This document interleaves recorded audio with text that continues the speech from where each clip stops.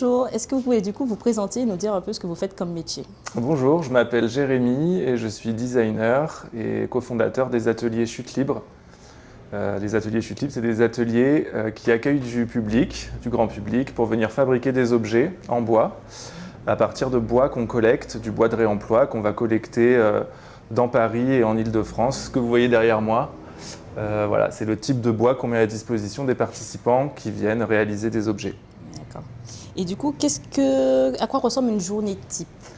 Alors, une journée type, nous en fait on a un peu deux activités. Il y a les ateliers Chute Libre qui eux sont ouverts au public plutôt le soir et le week-end.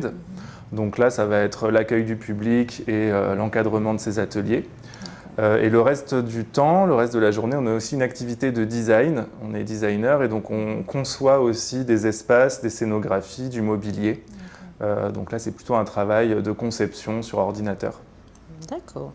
Peux-tu nous dire depuis combien de temps tu fais ça? Oui, ça fait quelques années maintenant. Ça fait depuis 2013. Ah, 2013 quand Voilà, même. une dizaine d'années. Et du coup, pourquoi tu as choisi ce métier? C'est une très bonne question. C'est Donc devenu comme ça. Non, j'ai fait des études d'art appliqué. Moi, ce qui m'intéressait, c'était le design, l'art en général. Et après, donc, j'ai commencé avec un cursus un peu généraliste en design Ouais.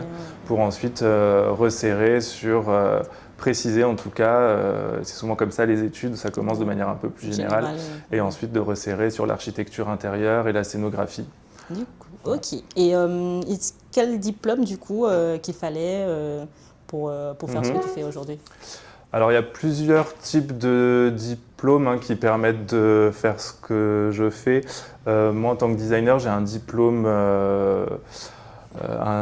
supérieur d'art appliqué.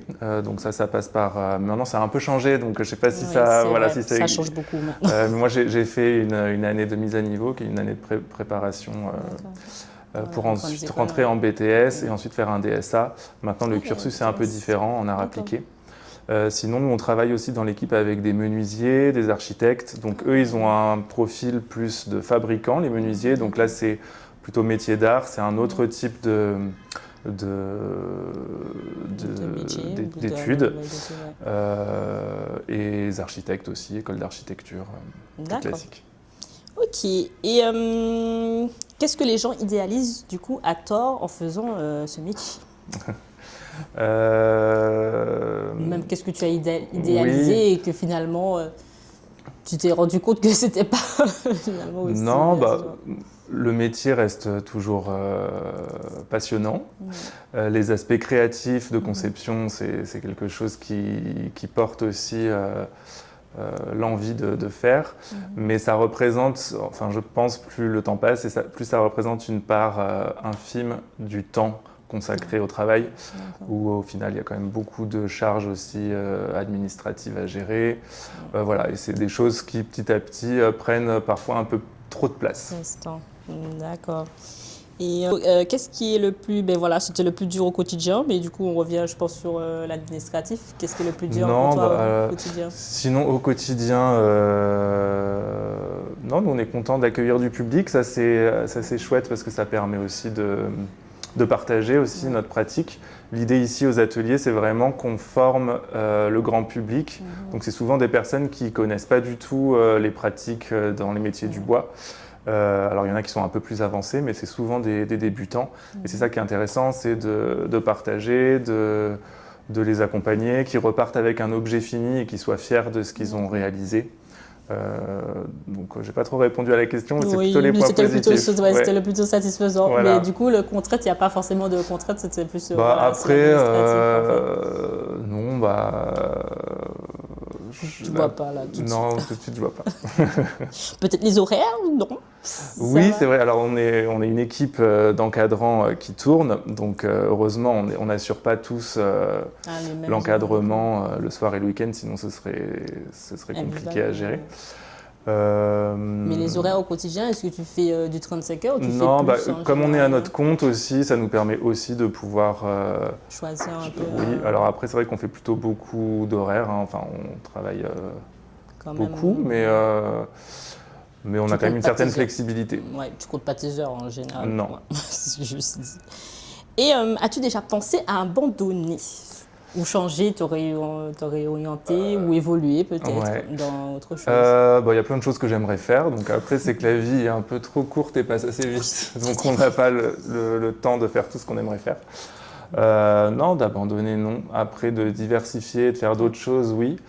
Mais c'est quand même un secteur où une fois qu'on est implanté et qu'on a des clients dans un domaine, c'est aussi satisfaisant d'aller au bout du projet et d'affiner les outils, le projet et de ne pas s'éparpiller.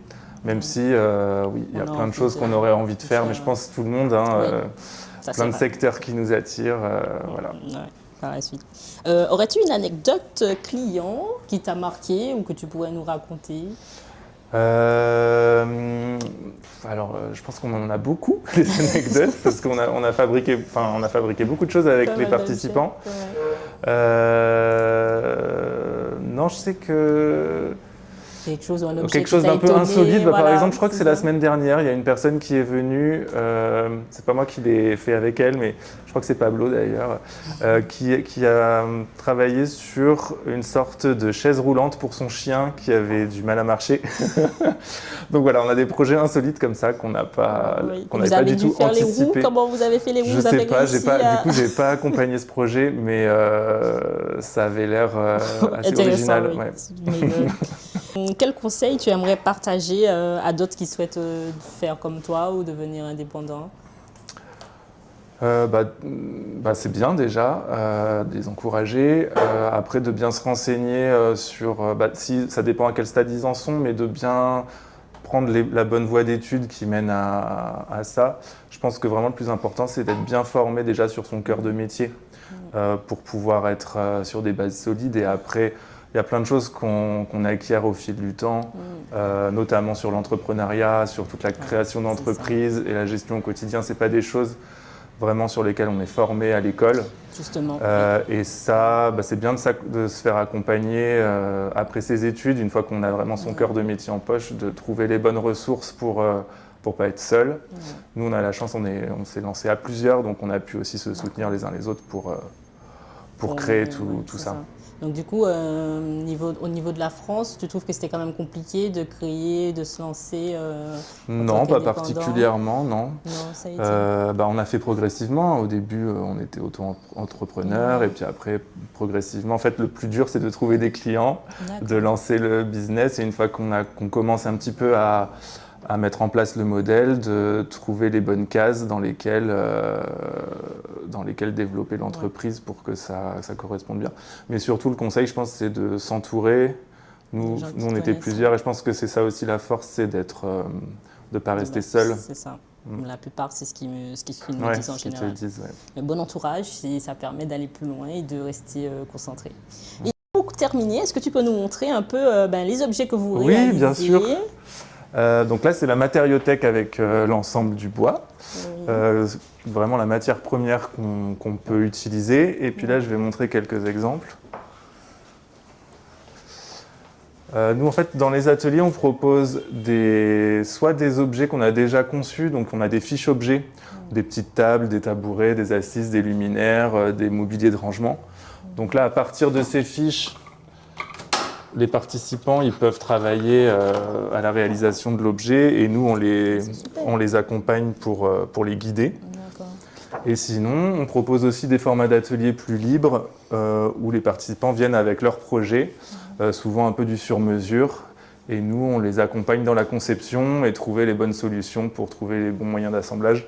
Voilà, vous avez quelques exemples de réalisations qui peuvent être faites aux ateliers Chute Libre. Ok, on te remercie du coup pour ton intervention et tes conseils. En tout cas, passe une bonne journée. Merci. Merci à toi. À bientôt.